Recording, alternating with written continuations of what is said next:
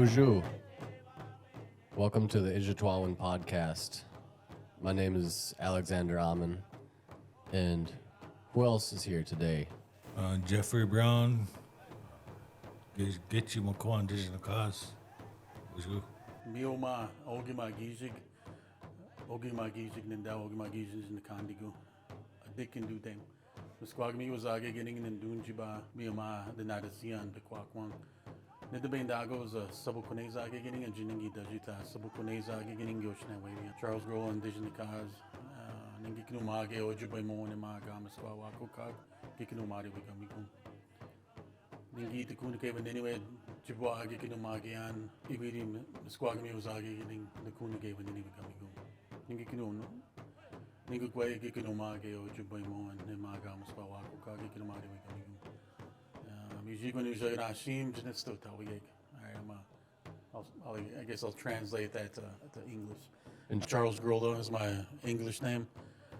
Ogi Magizig is my Ojibwe name, boss of the sky, chief of the sky, Caribou clan from Red Lake here. Enrolled in Boys Fort, and I teach Ojibwe language down at Cass Lake Bena High School. Before that, I was worked as a law enforcement officer here at Red Lake for 18 years prior to that. Not too long ago, Jeff and I, we went to a little tiny town called Huot, Minnesota, and there was a special event going on there at the Old Crossing Treaty Park. And Jeff, what was that event? What was it like?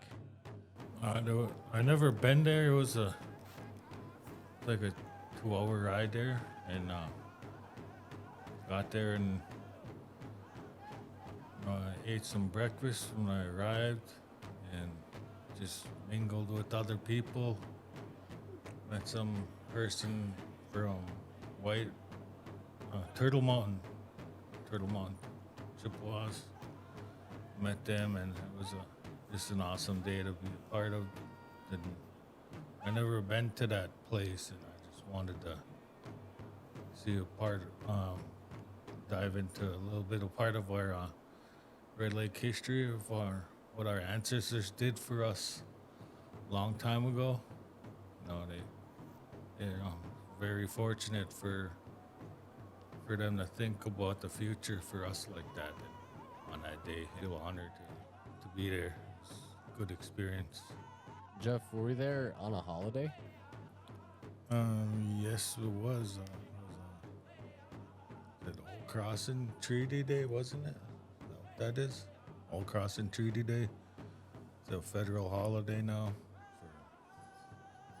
I don't know if it's federal, but it was for Red Lake. And so, Jeff, did you reach out to Charles because you thought he might know something about this Old Crossing Treaty? Yeah, I just reached out to Charles, and because we have this grant to dish out money for people to come and share their knowledge about what they know about our culture and our history. And that was the perfect time to ask him, because later on in the year, when the snow falls, then we can get into the legends and the whole stories that I want to get more people in here to get on video, share this knowledge that they know, that they can share with other people. So, Charles, what is the significance of the Old Crossing Treaty location, or what happened there, or what should folks know about that? All right. Well, first, I'd like to start off with the importance of coming here and doing these things. So these old stories are that the Anishinaabe, they're not just old stories. They're a way of a record of what happened. And, as we know, what happened in the past is always dictates what the future brings and stuff. So it's really important, especially to Anishinaabe people. So with these stories too, they're kind of dying out. So they mean a lot. They mean a lot to me, and it's who we are. It makes us who we are as Anishinaabe, as Ojibwe, as Red Lakers, right? So in the time now, it's kind of hard to keep up with not technology, but children are easily distracted, and we're in the midst of not only preserving but revitalizing Ojibwe language, keeping culture alive and keeping that is who we are as an Ojibwe, because that makes us Ojibwe, So I thanks both you guys for having me on to share a little bit that I know about this, and that I can share this the memory of the story and what I know about this, about the Old Crossing Treaty, the 1863 Crossing Treaty. So usually when I do these things, I like to tell where I got them from, because it wasn't these things weren't just made up. They came down from somewhere. So I really like to share where my knowledge came from. So I was, I grew up in West End, where the Johnses live at, and the old stories come from a lot of this. Things I know came from my grandma, Fanny Johns Anderson. Her Ojibwe name was Ogimakwe, boss woman. She was a Wasasi clan bullhead, and when I was in high school, she was in her late 80s, and we spent a lot of time going out and picking berries and collecting medicines and doing gardening and doing lots of stuff. So I got to here's a lot of stories and things about different areas and how the Ojibwe lived long time ago and stuff. So the significance with Fanny was she was already pretty old, and she was raised by her grandmother, who lived to be 108, I believe. I think it was 108, and they had no English name. Her name was Quazes. Never left the wigwam. She refused to live in homes when they started to make it and stuff. So there's a lot of stories that were passed down. Even first contact with Europeans and the first white settlements around Red Lake and stuff. So there's what the significance with it. Her name was Quazes. That was her Indian name, and she was alive during the Dakota battle at Red Lake here. So she witnessed some of the warfare that went on here at Red Lake for the Big Lake. So lots of stories, and so tonight I'm gonna talk about the Red Lake Falls story about that area and what I believe is why they chose that area to sign that treaty and stuff. Kind of a central spot there.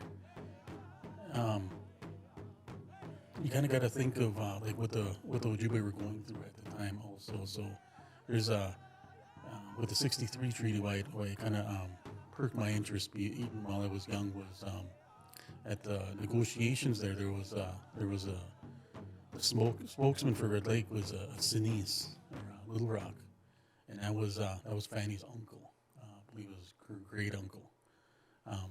Was a spokesperson for that, so I got to hear about him and stuff, now and then and things. So I paid particular attention to that. Also on the John side, Fanny's husband was Thomas Johns. His dad was Way John, and their grandpa, the grandpa of Way John, his name was Anjigune, Changing Feather. So I know in a treaty signing there's a different name for him, but Anishinaabe have several Indian names, different facets. Just like me, I have 4 names, and at this I'm using my Ogimakwe name. So certain settings, certain circles, you use those names. But Anjigune was on the John side there. He was kind of a distinguished war chief. So he was actually tasked with security forces for the Red Lake Chiefs going out to that area, kind of securing them out there because they were at war at the time with the Boanag or Dakota. And if you ever read some of the transcript from the treaty, they actually Anjigune kind of gets into it with the army a little bit when they show up there and stuff, where he had to kind of divide his forces to keep villages at Red Lake safe and stuff, because they had met for a treaty prior before that, or met with government officials at some point, and the United States had let their enemies, the Guan, know about it. Guan, again, there was a village that was attacked, and some people were killed, so he had to make sure both places were safe and stuff, and he had actually like provided security for the first outpost or trading post that was at Grand Forks and stuff, and he was really well known. You know, some of these are some ancient or old stories we're talking about now that old people talked about when I was young. And one thing I always thought about is, I guess, that changing, or Anjiguaneb, changing feather. One of the things he talked about is when even the Dakota, the line between the Ojibwe and Dakota was he says the Cheyenne River. He said he has family graves out there and stuff, and travels out there quite a bit and stuff. So it's kind of Red Lake Nation went a long ways out under the prairie, you know. So he was quite the warrior and well known, and even said that when he was in his old age, that when he came somewhere, people were silent out of respect and stuff. When he was an old man and stuff. So he was there at that treaty signing, and that was the Johns are direct descendants of Anjiguaneb. So that's what these are the stories I heard and stuff. So I think it's really imperative that we even nowadays, that everything was passed down word of mouth. All these stories, things were legends and stuff were all passed down orally. There was nothing written except for like Medewi, when some things were on birch bark scrolls and stuff. But a lot of this other stuff was just passed down. But it's we're in a different time and age, and I think it's good that we keep these going. That nobody forgets them and stuff. That they are archived and saved somewhere. So one thing I'm glad to come on and share the little bit that I know about it, and then to honor, Fanny and the family and stuff, and everybody that gifted me with those things. And 20 years ago, I don't think you told me I would have been on here sharing some of the stuff. I always thought there'd be someone else to do this thing. So it's a little awkward, a little bit.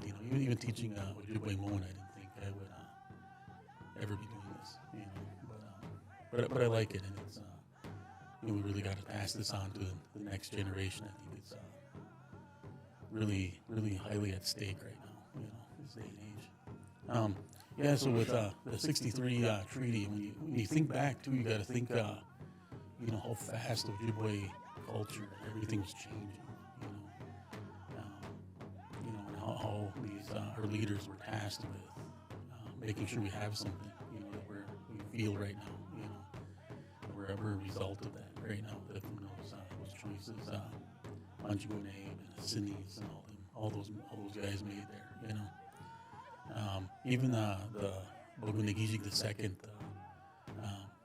that famous war, he was at this treaty signing too, and it's rumored that he had Anjiguaneb had to have a discussion with him to stay silent during these proceedings and stuff. Kind of shows the weight of things that were occurring at that place. The Anishinaabe way of life, Ojibwe way of life, and those concerns with that were peaceful. Always peaceful, looking for peace and stuff. And so the story about Red Lake Falls, and there was I never got to see it, but there was supposed to be a little waterfalls there or something. I'm not sure what other people call it, but I know my grandma called it Dwayjuan. Is a waterfall, and Dwayjuan, that word, she had said that when you go somewhere to travel, before you get to a waterfall, you can hear it before you see it.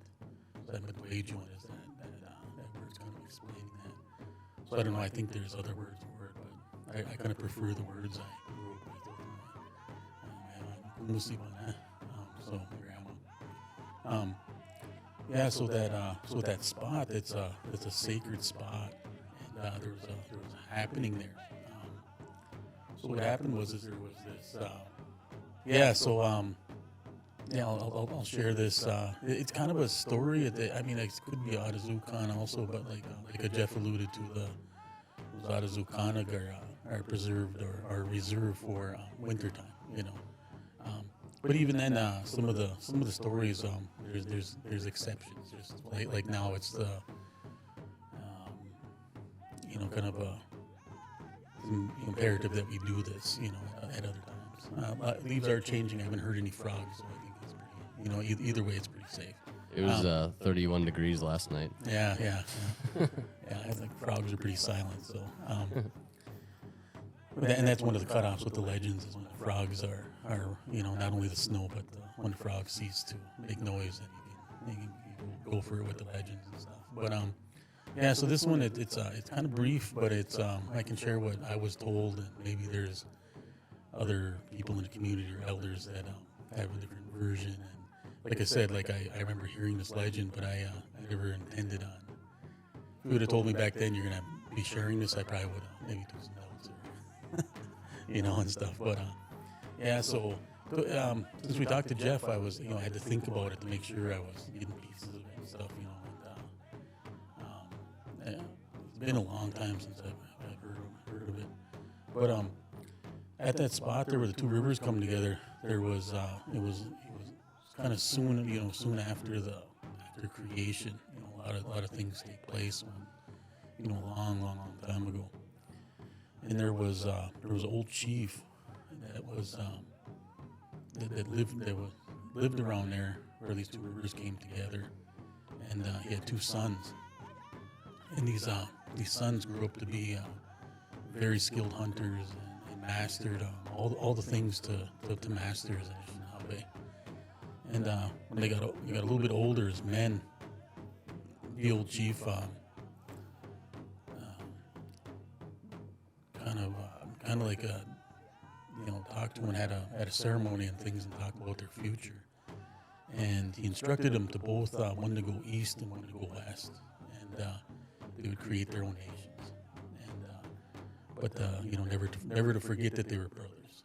So they did. These two brothers left, and they just created two different nations. And this old chief lived to be really old. And when he passed, both them sons were there, and he told them to ensure that they both nations never forget that they're brothers, and to live in peace with each other. So time went on, and a lot of time went on. Years and years went by, and both nations remembered that.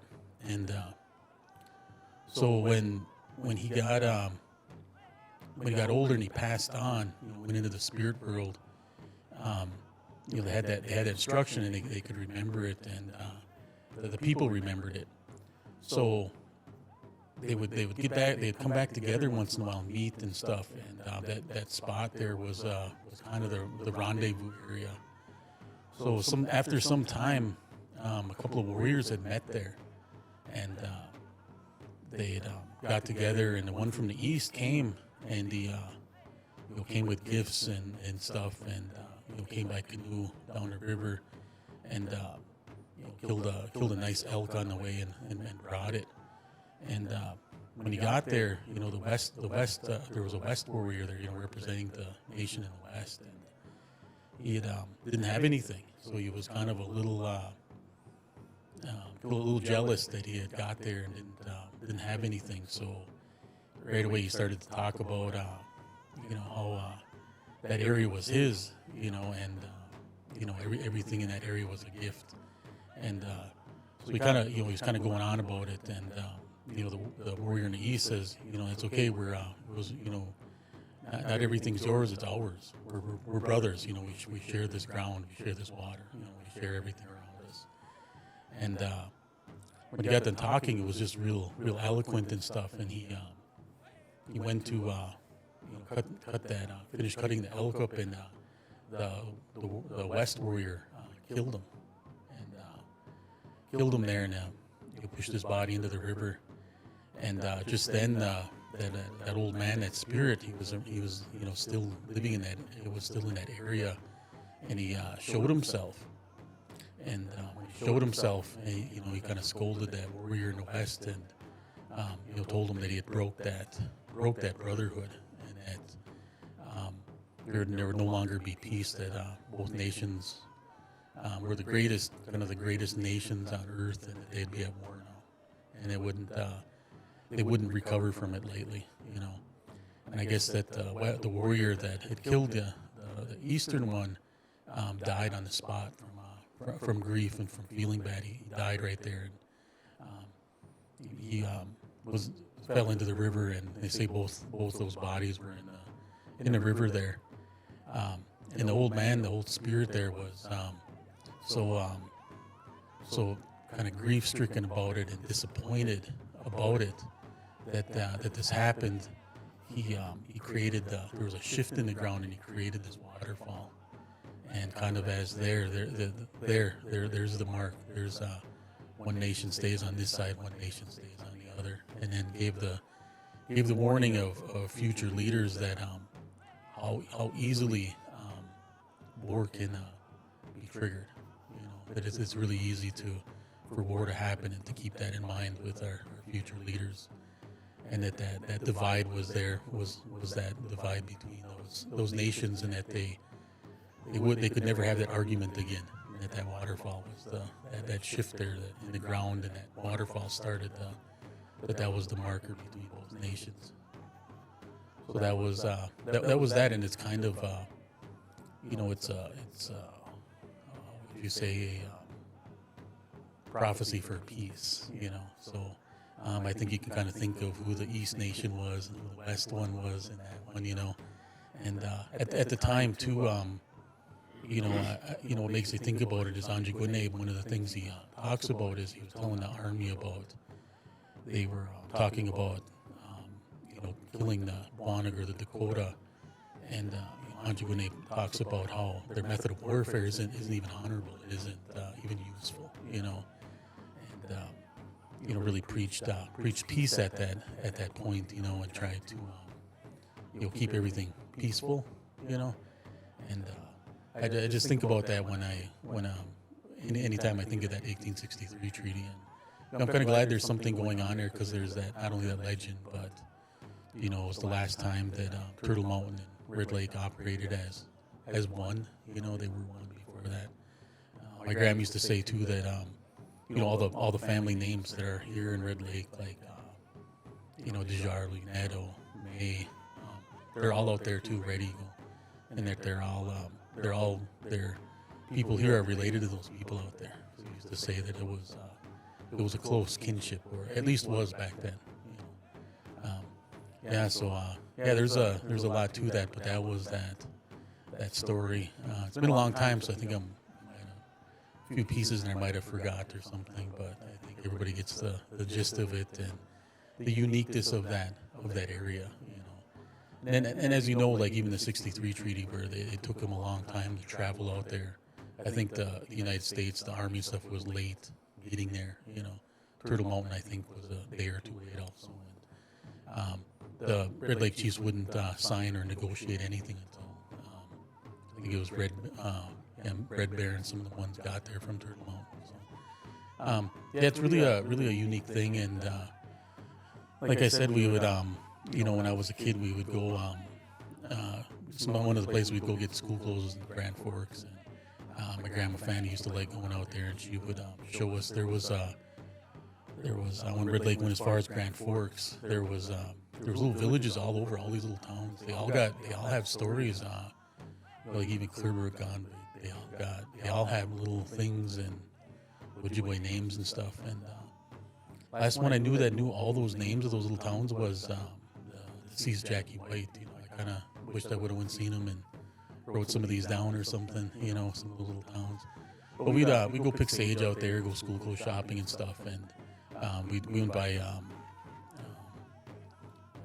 Warren, Minnesota, is where her village, her grandma's village was for a little while. There was a little story about how they were army kind of rounded them up and moved them to Thief River at the time. They kept moving the reservation line and stuff. And but we used to go out there, and I used to hear these stories and things when we were out there. So it's kind of still brings me a little bit of calmness and feeling of life to go out there and so I'm glad I get to share these things and stuff because they're they're unique and they're our history. Make us who we are. So that's that legend and that sacred spot there. So for folks that don't know, is Turtle Mountain, is that like a region, or is that a town, or does it have towns that people would associate like with that region now? Like would people be like, okay, I know where that town is, and I can kind of mentally think about that's where the Turtle Mountain area is? Yeah. For people that don't know, I'm glad you said that because it even speaking to the audience who's going to hear this and stuff, I'm taking it for granted that, I think most Ojibwe or most people here know where Turtle Mountain is. So it's the other Ojibwe reservation in North Dakota. I think, what is it? Yours west of Grand Forks, I think. So it was, it's that far. And then, like even, Grand Forks, Chimatawang, there was villages all over there and stuff, But Turtle Mountain is a prominent area, Ojibwe reservation and stuff. So what's the closest town to Turtle Mountain? Is it Botno? I think it is. Yeah. But all along there too, they like even Pembina. There's Ojibwe all lived along there. But I think after the '63 treaty was signed, it sounds like they even my grand said that they the army would come out to different village sites, and some of them didn't even know you had to either report down to White Earth or Red Lake or Turtle Mountain. You couldn't just be out in the Red River Valley anymore, And the way it looks is like they just escorted them, like Warren, came in and, cavalry came in and just escorted them right out. They could only take what they could carry and stuff,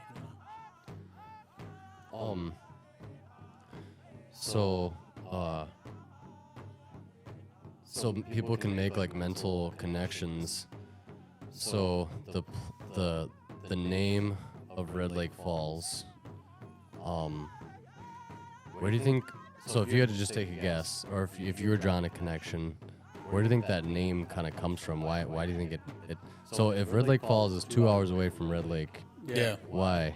All right, so I just told legend with the importance of that area. So in that area, Red Lake River comes out of Red Lake on the west side, where Zaging, or outlet in English, river flows out. So the Red Lake River is called Squagami Wazibing, literally Red Lake River. And then the Clearwater River, it's all like he would say there. So both those rivers were pretty dominant. There's like even along the river from the outlet to the Frogs Bridge and stuff, there's old homesteads all along there. My grandma used to point out grave sites and stuff all along there in different places. So those two rivers come together there, they verge together, and then continue on as one through the Red River Valley. And so when they connect, what does it become? Just one river. But does the name change when they become one? No. It was still the same. Squagami was Zebing. I never heard anything about the Clearwater River, so a name for it even, but just the other river that comes out there. And then that waterfall list, anywhere would be with a waterfall with Dwayne one. Together, it's a Clear Brook and the Red Lake River, and then does it become the Red Lake River? Yeah. Okay, and then that goes out to Grand Forks? Yep, then north up to Winnipeg. As the Red River. Yeah. So it loses its name, Red Lake, and becomes just the Red as it Well- goes north. Well, maybe in English. I mean, there's probably lots of different terms in English, but as far as in Ojibwe, it's still, even into Winnipeg, they'll call it Squagami. It's by all Ojibwe, all the way through it. I used to hear the old guy, Zawi Bitang, or Tommy J. But he talked about how, even in that migration, with Medewi, when they talk about that migration, and even into our area, how Ojibwe got here. but Shoal Lake, Blood Vein, all them places, they all came through here. You know, they all came through here. They all the Ojibwe came down our river and through our river and came through here. So it's that's what's said, you know. And at that time, what was the importance of the river? Like, or I mean, yeah, it was a highway. You know, we had no roads or nothing. And even wagons were pretty new then and stuff. But that's how they traveled down there by river. Everything was on the river, so it was super important. And there was even some of the spots. My you know, there's that old when they Gagamudi to Guayag is the Thief River area. It's kind of describing that where that Thief River comes into the river there. You know, so that they all came through there, but there's different like camping spots. My grandma used to point different areas out. A lot of towns were in those village sites or those, you know, former village sites or camping spots. But yeah, that was super highway back then. Canoes, right? Yeah, Birch Bark canoes. Yeah, so all, you know, as I was always beat Dungaban would say that you know, all Ojibwe west of us all came through here, or were an extension of Red Lake. Got their roots here. so would the Turtle Mountain community, would that be considered Métis? I'm not sure. I'm never too familiar with the Métis. I just think I always thought it was a different word for Sakode or half-breed. You know, so, you know, I've never, I think that's a European aspect or construct where, you know, my grandpa used to say that you have a drop of Ojibwe blood, you're Ojibwe. You got a clan. You got it, you know. That's what you are. So then would the Turtle Mountain be half-breeds? I don't think so. The few that I know up there I always think of them as that. With Sakode, you don't kind of hear that anymore, but it was kind of a cut down. Yeah. A little bit and stuff, you know. But, yeah, like back in the day, that would be a very derogatory term. Yeah. Yeah, but the Métis and that shift or whatever, I'm not too clear on some of that, you know. I think I know some of the history on, you know, and I think it goes back to that old, you know, like even the European part of dividing people too, you know. I think you can hear that more on in the English language and history books than you do Ojibwe talking about that or even that, you know. Yeah. They didn't exclude anybody. Yeah, nobody was excluded. Even the term Wisakode, I wonder sometimes if that was, you know, interpreters or scouts for, you know, maybe say like Custer or something, you know, they reserved that word for some, you know, somebody who was part native but didn't live that other way, you know. Wouldn't that word, in theory, be a newer word, like a word that kind of had to be created because of a new type of like person that was being seen on the prairies?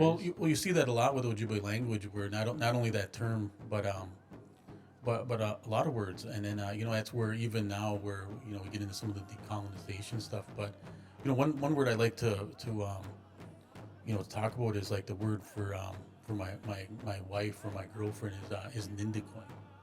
So, you know, that's what I kind of grew up with, is saying and stuff. But you know, my Wasabi Kwaiban, or Anna, the late Anna Gibbs, was her mom and my grandma Fanny were first cousins, and they actually lived together in Obashing for a while. And then so Anna was really close. And when my grand passed, Wasabi kind of took grandma duties in my family, you know. So there was a lot of stuff there. But one of her things was, you know, when my grand passed, I went seen her and stuff and asked her to continue on my you know, using Ojibwe language and learning more and stuff. And you know, she was also my Wa'an and stuff, so one of my Wa'ans. But anyway, she had you know, it told me one time to that word Nindiquim to switch back to the old word for it, you know, because Nindiquim actually in Ojibwe language don't mean anything. You can't possess another human being, so Indicui means my woman, like a possession, and you can't do that. You can't own another human being, and in the language it don't make sense. But yes, yet it's it's seen as that. So what happened was is Ojibwe um, wanted to, or we're starting to take on European aspects and different things. So way back, women were a possession, right, to with Europeans, and that's where that kind of that word came from. And the old word for it is Niwiu. So Niwiu is my wife, but that word's kind of explaining not only equals but companion through life, like as you walk like together, walk together as as together and through life, not as a possession or a step down from that. So like even that, like with words you can identify things, and it still slips out with me once in a while because I kind of grew up using that Indique, and but to switch back to that new view. So it's kind of taking on its own decolonization, you would say, from that European style thinking with things. And I even say that what we talked about when I first got here of even just those roles of how men teaching young men how to be men, women teaching young women how to be women, would make our society a little better. We wouldn't see as many issues as we do now, and things. So, and there's lots of words like that in Ojibwe where one was with I didn't know this, but I had my suspicions, but like with that a pheasant, that bird. So they're in Ojibwe, they're called Mayagi Bene, and it just means strange partridge.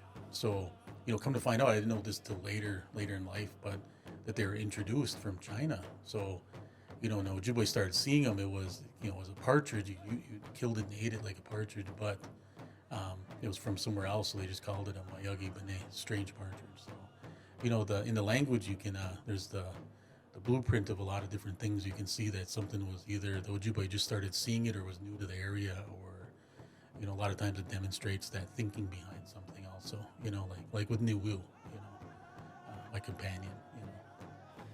Do you think that language is a living, breathing history? Like, do you think that language has like history in its like DNA?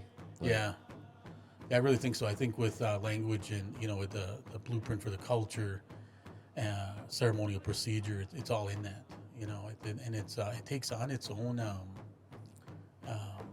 I think there's patterns that haven't even been identified yet.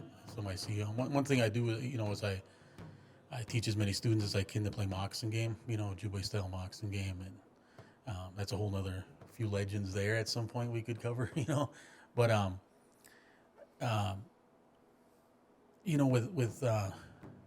with moccasin game. So when you talk about the game and the language, it's inanimate, like Bakuwe on flip it, But once the drum beat starts, there's a legend behind that, why the drum beat's like that and all that. The game takes life. So so it'd be like Bakuwe will open him up. So everything becomes animate in the language. So in the language, everything's either inanimate or animate. But that shows that living, breathing structure and spiritual side of the game, even. So it's other things too, like even in a ceremonial setting, like I brought my tobacco. I'll put a little bit out after we get done here. To respect everything we talked about. But just like tobacco right here is a sema, right? But once you get into ceremony, it changes into bindak ujigan. So kind of like that's what's brought in for like brought in as a thank you or something, into that which is brought in, into the lodge or the ceremonial setting. So there's a lot of that stuff, and you get that blueprint of culture and things, and it's even though we told this legend in English, I think a lot of times not a Zukan, translating it out to English, there's spots of it I'll miss in things, but it's some things you can't translate all the way out of Ojibwe, so but it's times are changing and stuff too. So I think it's with teaching young people or even revitalizing the language and culture, you got to have something. You got to make them feel, you got to give them something about themselves that they can keep going and moving up and moving on, perfect their language. One thing I want you to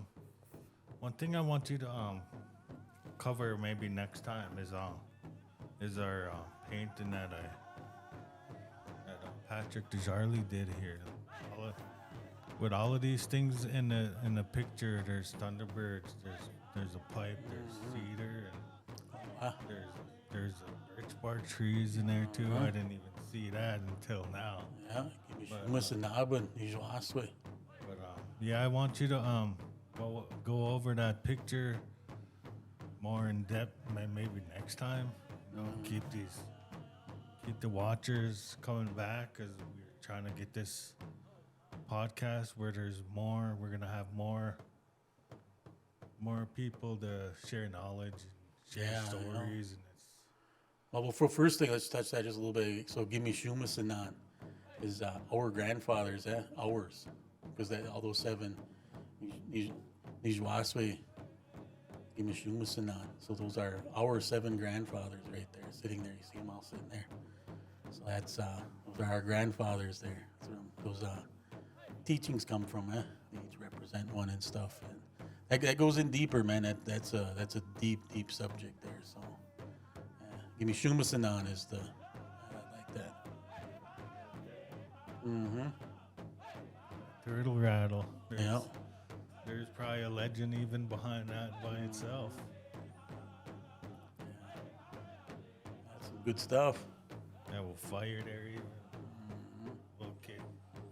Yeah. Little kid getting all that's us right there. Yeah. There's I was just thinking in my mind with some of the language stuff. So when you're learning language, you just got to just use what you know. You just use what you know. One time I had my grandma Franny, I always go see her. Is really close to her and stuff, and sometimes I've been told that I was the only one that she had taught Ojibwe language to. She went to the boarding school and stuff at the mission there and things. And when I'd call her my grandma, but I'd say Nimamanan. So you can use that. I grew up thinking or knowing that was my grandma, right? Nimamanan. And but that you hear that mama in there, that's kind of like an English morph, And she didn't tell me that it's kind of a cute word, and call her that Nimamanan. I always called her that all the way. And one time when she had passed, she had been gone for a while, and I used to stop in, and Izhitwaawin was staying up at the point still, and when I was on patrol, I would I'd go on patrol, and then I'd swing in there and see her once in a while, And one time I stopped over there, and her, Mary Black, and Carmela Raincloud were there. Mary Black was my auntie, great aunt. She was married to my great uncle, and so I always call her auntie too, Ninushe, when I'd see her and stuff. But anyway, I stopped in there, and that's the last house I knew of that when I was little. That's the other thing I didn't share too, was when I was little, like even in West End over here, Red Lake, where there were still houses that you left English at the door, so you had to. That's how I learned Ojibwe, was you had to get by. Sometimes you go to town or check mail, people talk Ojibwe to you, you had to answer. But this one particular time, I got done with my patrol, and I stopped in there and took my break and everything. And 2 old ladies were in there, and so when I got inside, she had made some. I think somebody had cooked something or something, so they gave me a bowl of soup and stuff, and getting by in much so Ojibwe, but so I spoke with Waspik and Mary, but Carmela, I didn't really know her too well and stuff, but but she kind of she asked me, why you didn't get mag Ojibwe mo, taught you Ojibwe, and I said the mama and get mag Ojibwe mo, hindi get mag Ojibwe, Ojibwe mo yan. And anyway, she starts giving me hell a little bit, and I'm like, what the heck, and she lost me, I couldn't. And but anyway, I used that word Nimamanan, and then she said, she goes, I knew your grandma. She goes, that lady, she never drank. She was always sober, took care of all them kids, did a lot of, a very, very good person, and stuff. And she was, don't call her that, call her Nukumis. She earned that Nukumis, that Nimamana, that's a white man word. Don't, babies can say that. She goes, don't call her that no more. Whenever you talk about her, you can say Nukumis, So, Is that kind of like Nukumis? yeah, Nukumis is that it's Ojibwe theology and stuff that it's better to get old. You actually gain respect and gain things as you get old in Ojibwe. Elder is the most sacred being. Gete and Anishinaabe. You get you a ya'a once in a while, but you don't hear that as much around our area. It's usually Gete and Anishinaabe. I think it's valid, but it's we didn't use that one that much. Gete and Anishinaabe, but. Do you think down in the cities that lake called Lake Nokomis is that? Yeah, right. Is that word? Probably somebody's grandma lived there or something, or maybe there's an old lady spirit that lives in the lake or something. A lot of places take on the indigenous names that were there already. A lot of those areas. But with the Ojibwe language though, so when you catch hell, like you just take it and keep going. I caught hell that day and.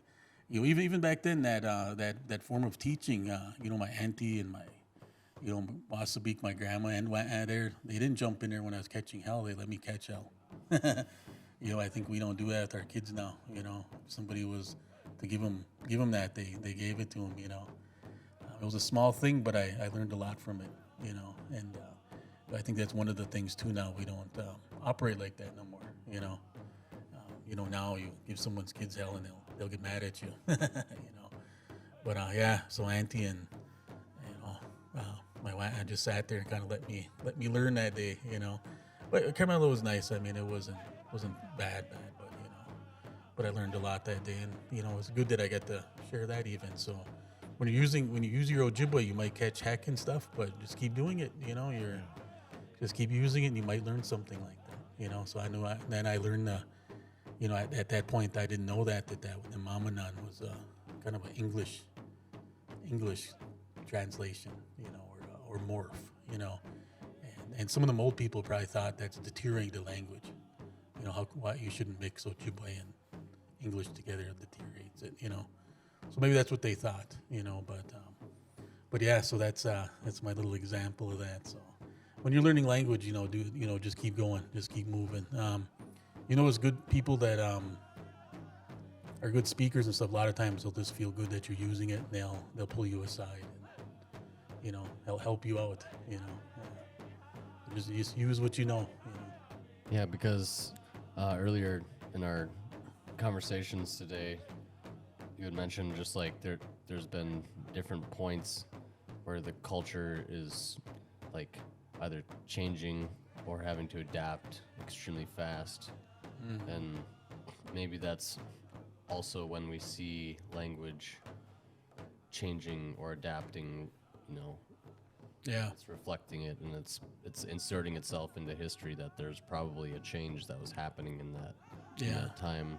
But you got to think too, like even as we talked about the '63 treaty, where look at what our families have been through. Like each one of us are, we're products. Even Anishinaabe, Ojibwe right now is a product of a survivor of the boarding school. How many didn't? We've all, and in that rapid change. That you think of the Ojibwe, they were, the illegal to speak, do ceremony, all that stuff in it, but it still survived, and the way of parenting, it's lost, and that's also what we're recovering from. The way the state of things. And I try not to be bleak about things, but I was in law enforcement a long time, and I seen a different side of things, and I did go into it wanting a better community, and to save these things that helped me be who I am, and to stay away from drugs, drinking, and all that stuff, So that is the ticket, but you got to you hit the nail on the head there with, it's not just a choice. This has been ongoing. It's a problem that's bigger than us. And there's been a lot there, but yet we got these tools, and you're doing these things to save things. People watching will learn something, and maybe find a little bit about themselves and continue this, get back to who we were as healthy and powerful Ojibwe people, just like that old man said about the two greatest nations, but Ojibwe are probably the most mightiest and biggest nation, I think even as regard to speakers, I think we, because our speakers are split up on both sides of the border, I think we might have the most indigenous speakers sometimes,